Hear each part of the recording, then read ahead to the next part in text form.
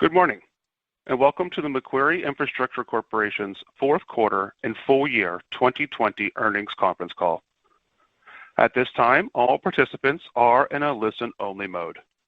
After the speaker's presentation, there will be a question and answer session. If anyone should require operator assistance during the conference, please press star 0 on your telephone keypad. Please note that this conference is being recorded. I will now turn the conference over to Jay Davis, Head of Investor Relations. Please go ahead. Thank you, and welcome to Macquarie Infrastructure Corporation's earnings conference call, this covering the fourth quarter and full year 2020. Our call today is being webcast and is open to the media. In addition to discussing our financial performance on this call, we have published a press release summarizing the results and filed a financial report on Form 10-K with the Securities and Exchange Commission. These materials were released this morning, and copies may be downloaded from our website at www.macquarie.com/MIC. Before turning the proceedings over to Macquarie Infrastructure Corporation's Chief Executive Officer, Christopher Frost, let me remind you that this presentation is proprietary and all rights are reserved. Any recording, rebroadcast, or other use of this presentation in whole or in part without the prior written consent of Macquarie Infrastructure Corporation is prohibited. This presentation is based on information generally available to the public and does not contain any material non-public information. The presentation has been prepared solely for information purposes and is not a solicitation of an offer to buy or sell any security or instrument. This presentation contains forward-looking statements. We may, in some cases, use words that convey uncertainty of future events or outcomes to identify these forward-looking statements, including those used to describe the anticipated specific and overall impacts of COVID-19. Forward-looking statements in this presentation are subject to a number of risks and uncertainties. A description of known risks that could cause our actual results to differ appears under the caption Risk Factors in our Form 10-K. Our actual results, performance, prospects, or opportunities could differ materially from those expressed in or implied by the forward-looking statements. Additional risks of which we are not currently aware could also cause our actual results to differ. The forward-looking events discussed in this presentation may not occur. These forward-looking statements are made as of the date of this presentation. We undertake no obligation to publicly update or revise any forward-looking statements after the completion of this presentation, whether as a result of new information, future events, or otherwise, except as required by law. During today's call, we will reference the non-GAAP measures, earnings before interest, taxes, depreciation, and amortization, or EBITDA, and free cash flow, as defined by us. A reconciliation of these non-GAAP measures to the most comparable GAAP measures can be found in our 10-K and in the tables attached to our earnings press release. Also participating in today's call is Macquarie Infrastructure Corporation's Chief Financial Officer, Nick O'Neill. With that, it is my pleasure to welcome MIC's Chief Executive Officer, Christopher Frost. Thank you, Jay, and thanks to those of you joining our call this morning. Along with our financial results for the fourth quarter and full year 2020 published earlier this morning, we filed a registration statement with the SEC whereby we propose to reorganize the company to be able to sell Atlantic Aviation prior to selling MIC Hawaii without incurring corporate capital gains tax. Subject to SEC clearance and shareholder approval, we would expect to implement the reorganization only after we have entered into an agreement to sell Atlantic Aviation and just prior to closing of such sale. We also filed a Schedule TO and offer to purchase our convertible senior notes via a tender offer commencing today. We will discuss the proposed reorganization, our 2020 results, the tender offer, and our guidance for 2021 on our call this morning. Turning to the proposed reorganization. During prior calls, I have said that our pursuit of strategic alternatives would likely maximize value through separate sales of our operating businesses. Currently, the most efficient process would entail the sale of MIC Hawaii, followed by the sale of Atlantic Aviation as the remainder of MIC.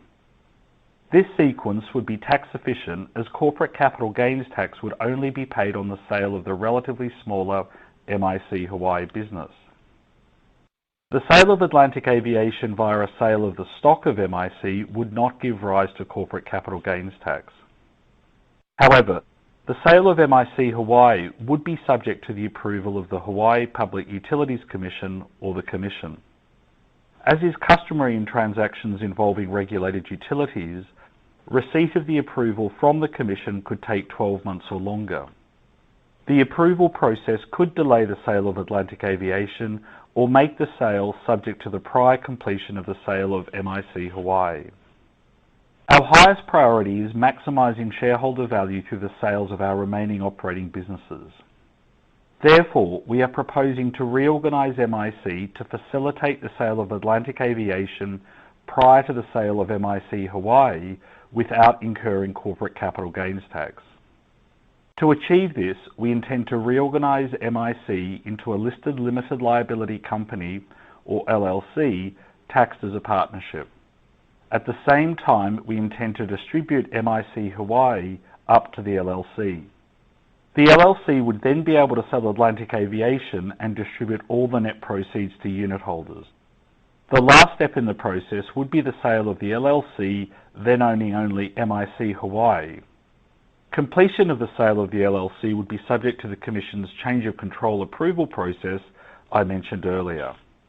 We need shareholder approval for the reorganisation, which we may seek potentially in late May.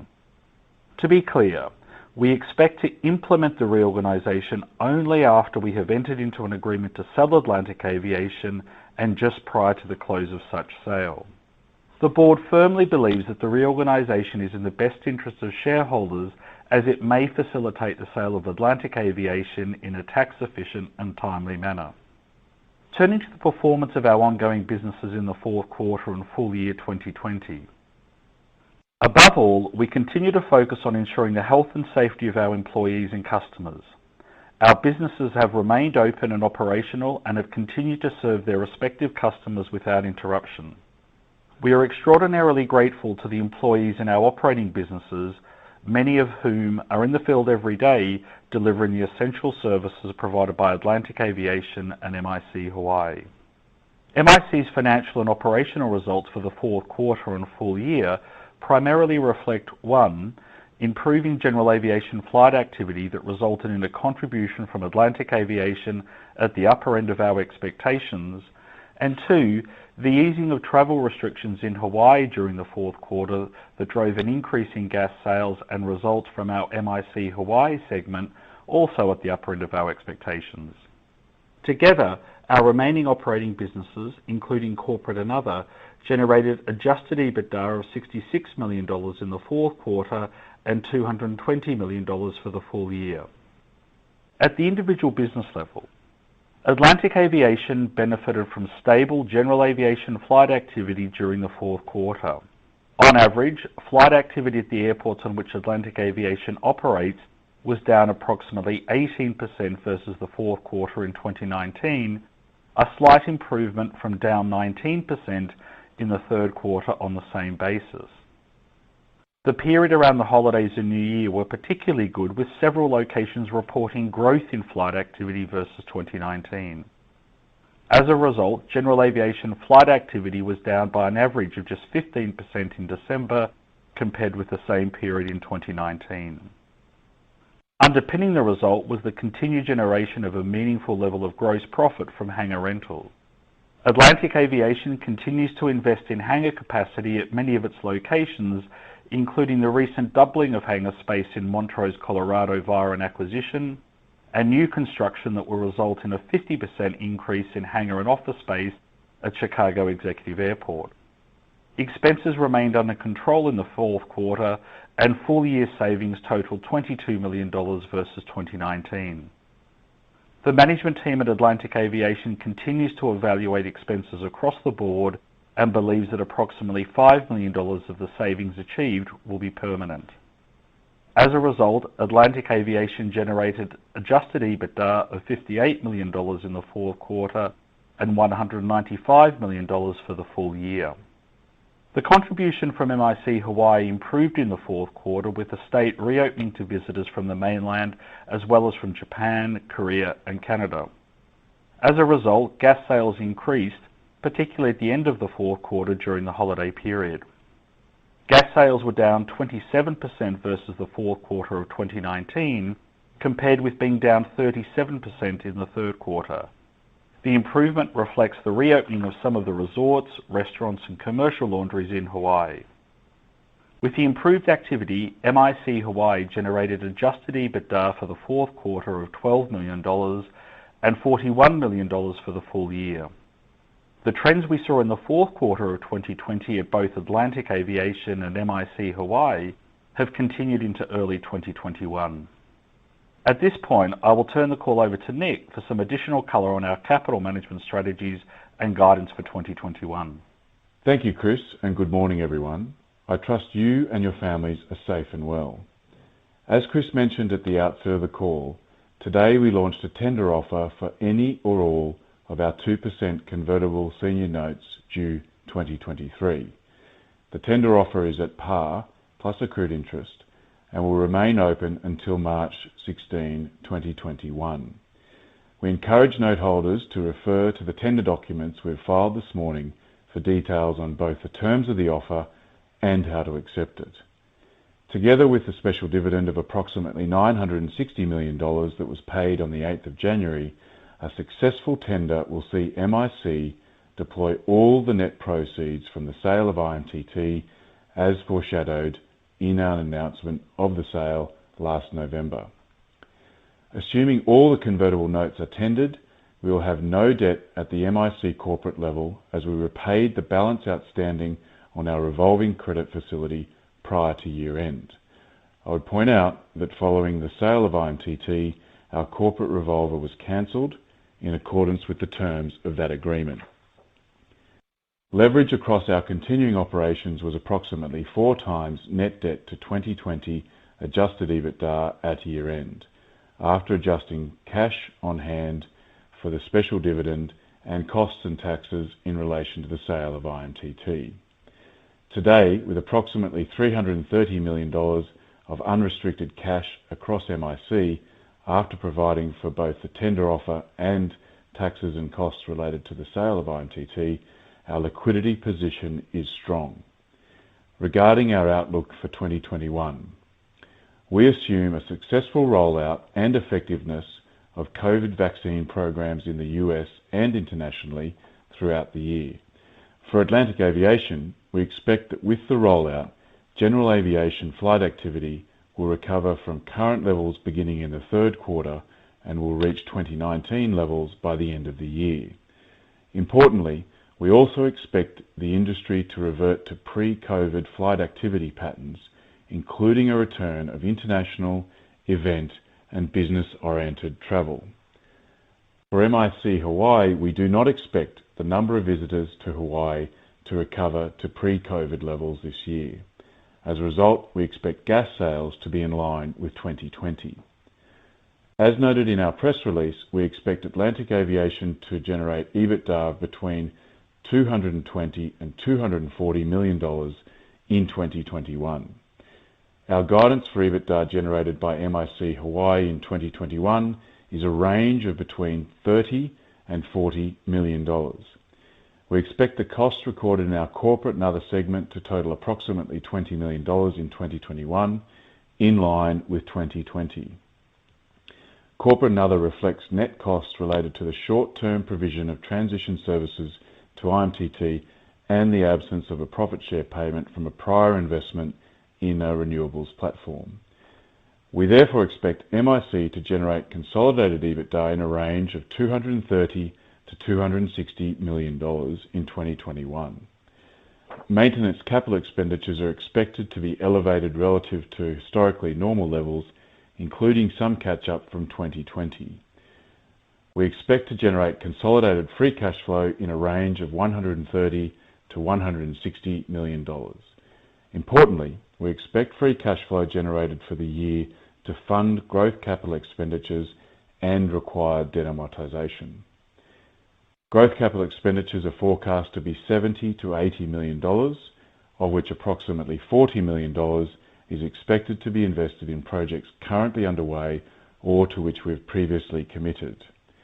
Most of the growth investments relate to Atlantic Aviation, They include both projects that we are undertaking to renew or extend airport leases and projects that increase the revenue-generating capacity of our FBOs, for example, through hangar developments like those Chris mentioned earlier. Debt amortization is expected to be approximately $11 million for the year, almost entirely at Atlantic Aviation. We do not expect to reinstate a regular dividend in 2021.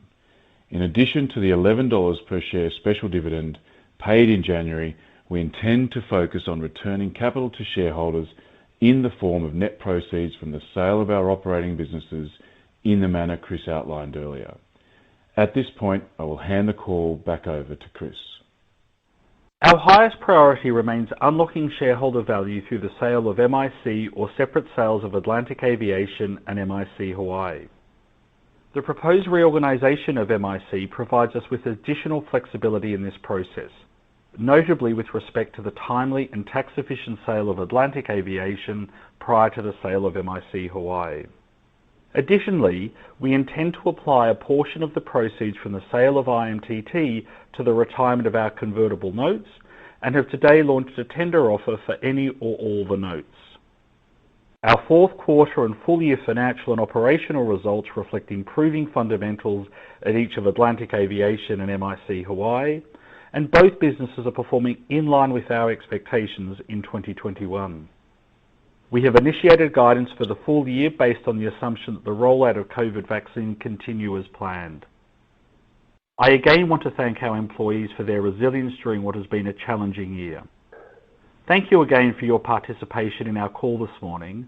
I will now ask our operator to open the phone lines for your questions. Thank you. At this time, we'll be conducting a question and answer session. If you would like to ask a question, please press star 1 on your telephone keypad.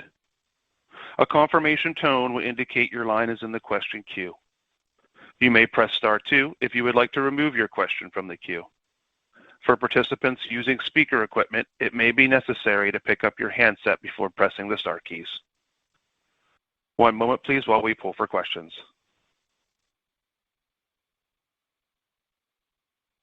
Our first question today comes from TJ Schultz of RBC Capital Markets. Please proceed with your question. Good morning, TJ. Hey, good morning. Thanks. Just first on the reorganization of the structure, just so I have it straight. So if you sell aviation first and those proceeds are distributed, do you still eventually get the tax impact when you sell Hawaii? Thanks.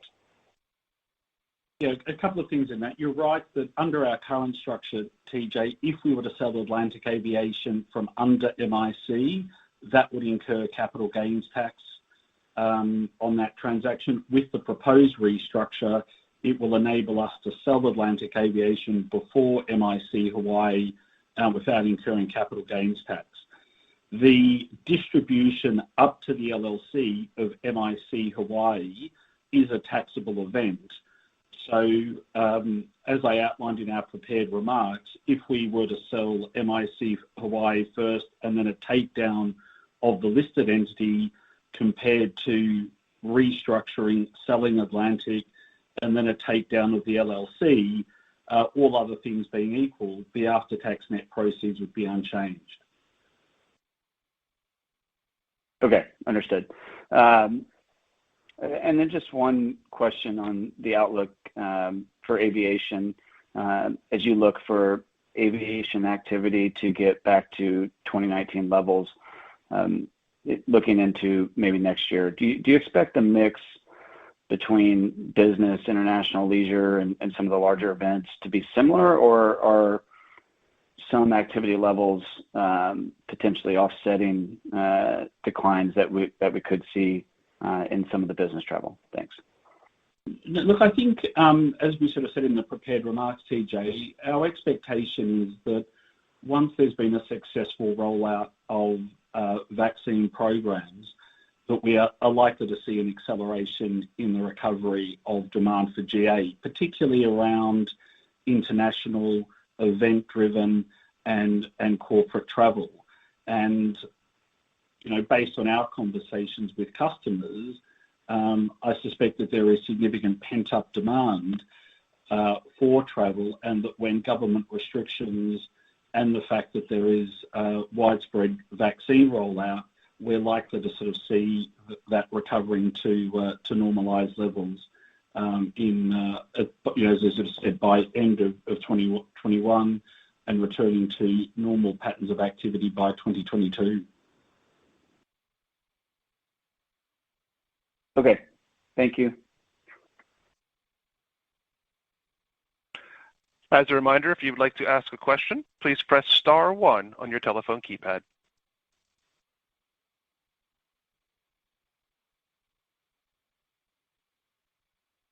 Our next question is from Josh Culberson of BAM. Please proceed with your question. Hey guys, just to flesh out the timing a little bit. You said you would hold, like, if you were to sell Atlantic Aviation, then you would file for shareholder approval. If you could, I'm just a little confused on if you could just sort of, I know you said it on the call, if you could just sort of walk through the timeline of, how all of that would have, like, is it the Atlantic Aviation deal is announced and then we go through the shareholder process, or, just how does that work exactly again? Yeah. Certainly. So what I noted in my prepared remarks is that we require shareholder approval to affect the merger, and that based on our current timeline that we would anticipate seeking shareholder approval for the merger potentially in late May. I also made the point that we do not intend at this stage to implement the merger until such time as we have entered into an agreement to sell Atlantic Aviation, and just prior to the close. And the reason for that reflects our objective that we acknowledge the fact that an LLC may give rise to index eligibility issues, and that may cause a potential rotation of the register. Therefore, our objective is to minimise, to the extent possible, the period of time that the LLC will own Atlantic Aviation, and to the extent that the LLC owns Atlantic Aviation, we have already entered into an agreement to sell it, and completion is imminent, as well as the proposed use of proceeds and any special distribution coming out of that. So the first step of the process is to seek shareholder approval for the reorganisation, but not to put it into place until such time as we've entered into an agreement to sell Atlantic, but just prior to close. So then, when you say that, it seems to me like you would like to have a deal to sell Atlantic Aviation before the end of May. No, I think I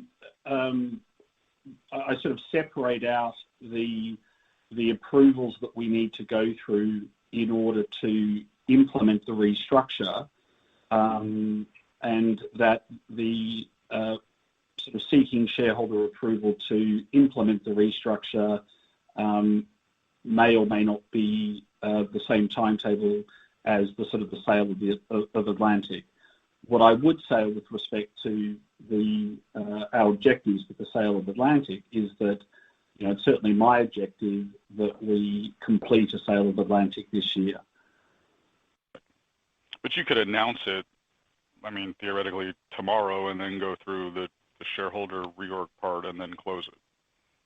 It's only the period of time between when the actual reorg happens and the sale closes that you're concerned about?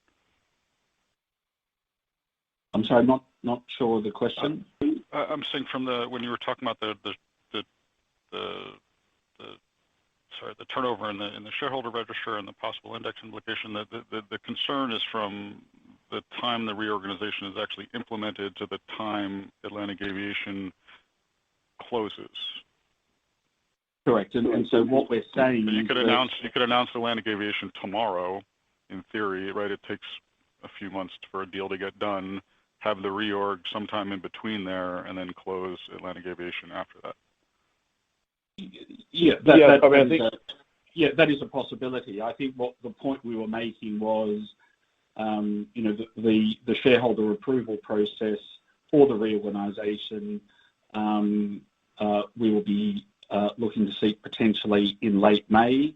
We're just simply making the point that once we have obtained shareholder approval, we would only implement the reorganisation following having entered into an agreement and prior to the close, for the reasons that I outlined. I got it. Okay, great. Thanks so much, guys. Yeah. Appreciate it. We have reached the end of the question and answer session, and I would now like to turn the call over to Christopher Frost for closing remarks. Thank you for participating in our conference call today. I hope you and your families continue to remain safe and well. We look forward to engaging with you over the coming months and updating you on our progress at our next quarterly call or prior to that as circumstances warrant. Thank you. Thanks, everyone. Cheers. This concludes today's conference. You may now disconnect your lines at this time. Thank you for your participation.